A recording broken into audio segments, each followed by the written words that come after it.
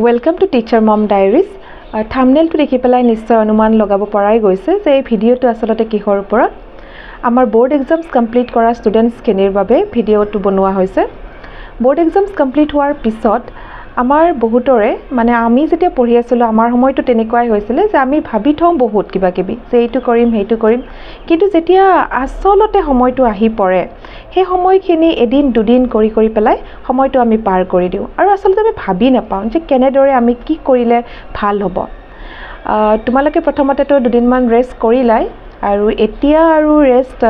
শেষ হ'ল কাৰণ এতিয়া তোমালোকে ইউটিলাইজ কৰিব লাগিব কাৰণ শুই থাকিলে আমি একো কাম কৰিব নোৱাৰোঁ কোৱা হয় ন শুই থকা হিয়ালে হাত ধৰিব নোৱাৰে বুলি সো তোমালোকে কি কৰিব পাৰা তোমালোকৰ নিজকে তোমালোকে আসলতে এক্সপ্লোৰ কৰিব লাগিব যে কি কৰিলে তোমালোকৰ ভাল হয় প্ৰথম কথা তোমালোকে এটা হেবিট ফৰ্ম কৰিব পাৰা যিকোনো হেবিট হ'ব পাৰে হয়তো সেইটো তোমালোকে মৰ্নিং যোগা কৰা হেবিট হ'ব পাৰে মেডিটেশ্যন হেবিট হ'ব পাৰে বা তোমালোকে ৰাতিপুৱা উঠি গাৰ্ডেনিং কৰা তাৰ হেবিট হ'ব পাৰে কিতাপ এখন পঢ়া সেয়া হেবিট হ'ব পাৰে বা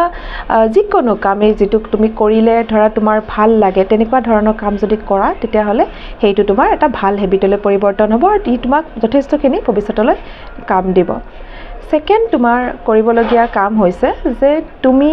নিজকে এক্সপ্লোৰ কৰিব লাগিব তোমাৰ ষ্ট্ৰেংথ এণ্ড তোমাৰ উইক পইণ্ট কি আছেনো ষ্ট্ৰেংথ বুলি কোৱাৰ লগে লগে তুমি হয়তো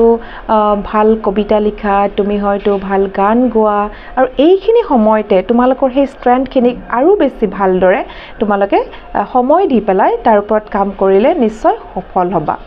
আৰু সেকেন্ড কথা যিখিনি উইক পইণ্ট বুলি কৈছোঁ উইক পইণ্ট মানে মানুহৰ বহু ক্ষেত্ৰতে কিছুমান উইক পইণ্ট থাকে আৰু বিশেষকৈ আমি উইক পইণ্টছখিনি আমি ল' পইণ্টছলৈ কনভাৰ্ট কৰি দিওঁ চ' সেইটো কৰিব নালাগে উইক পইণ্টছখিনিক আমি কেনেদৰে আকৌ ষ্ট্ৰেংথলৈ কনভাৰ্ট কৰিব পাৰোঁ যেনে ভয় কৰা বা কিছুমান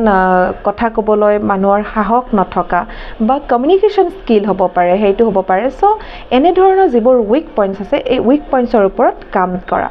থাৰ্ড হ'ব পাৰে যে তুমি তোমাৰ ৰিলেটিভছ হওক বা তোমাৰ নিজৰ ঘৰৰ মানুহক কিমান তুমি আদৰে ৰাখিব পাৰিছা মানে ভেলু টাইম একচুৱেলি চ' তুমি তোমাৰ ৰিলেটিভছৰ ঘৰত যাব পাৰা নতুন নতুন কথা শিকিব পাৰা তাত তুমি নজনা কিছুমান বস্তু যেনে ধৰা তুমি এটা ৰেচিপি শিকিব পাৰা তাত গৈ পেলাই তুমি ধুনীয়াকৈ এটা বস্তু বনাবলৈ শিকিছা সেইটো হ'ব পাৰে বা ঘৰতেই যদি তুমি তোমাৰ পেৰেণ্টছক হেল্প কৰা তেনেধৰণৰ কিছুমান তোমাৰ ভেলু বেছ কিছুমান কাম কৰিব পাৰা আৰু নতুবা তুমি নিজেই হয়তো যদি কিবা কাম কৰি ভাল পোৱা সেই কামটোক তুমি আৰু আগবঢ়াই নিব পাৰা মূলতে এইটোৱে হৈছে যে তুমি যিটো কাম কৰি ভাল পোৱা য'ত তোমাৰ ভাল হ'ব বুলি তুমি ভবা সেই কামটোলৈ তুমি আৰু বেছি আগ্ৰহী হৈ পেলাই কাম কৰিব লাগে চেলেঞ্জ কিছুমান ল'ব পাৰা যেনে তুমি 7 ডেইজ বা 10 ডেইজৰ চেলেঞ্জ কিছুমান লোৱা যে মই এইকেইটা দিনত মই এইখিনি কাম কৰি শেষেই কৰিম ধৰা এখন কিতাপ কিনিলা আৰু এই কিতাপখন মই 7 ডেইজৰ ভিতৰত পঢ়ি শেষ কৰিম চ' এনেকুৱা ধৰণৰ কিছুমান কাম তুমি কৰিলে তুমি নিশ্চয় তোমাৰ মনে বিচৰা ধৰণে তুমি ফল পাবা আৰু এটা কথা ষ্ট্ৰীম তুমি এতিয়াই ডিচাইড কৰিব পাৰা কাৰণ ষ্ট্ৰীমটো এনেকুৱা ধৰণৰ হয় যে মানুহে বহু ক্ষেত্ৰত এনেকুৱা হয় যে ৰিজাল্টটোলৈ ৱেইট কৰি থাকে ৰিজাল্ট ভাল হ'লে মই অমুকটো ষ্ট্ৰীম ল'ম বেয়া হ'লে অমুকটো আচলতে তেনেকুৱা নহয় ষ্ট্ৰীমটো সদায় তোমাৰ মনে যিটো কৰিব বিচাৰে বা তুমি ফিউচাৰ তোমাৰ কেৰিয়াৰটো কি কৰিবনো বিচাৰিছা সেই ওপৰত ভিত্তি কৰি তুমি তোমাৰ ষ্ট্ৰীমটো বাছি ল'বা চ' যদি সেইটোৱে হয় তেতিয়াহ'লে তুমি এতিয়াৰ পৰা তাৰে কিছুমান আইডিয়া ল'ব পাৰা চ' এনেধৰণৰ কিছুমান যদি তুমি কাম কৰা তেতিয়াহ'লে তোমালোকে এই যিখিনি সময় পাইছা এই সময়খিনি ভালদৰে ইউটিলাইজ কৰা হ'ব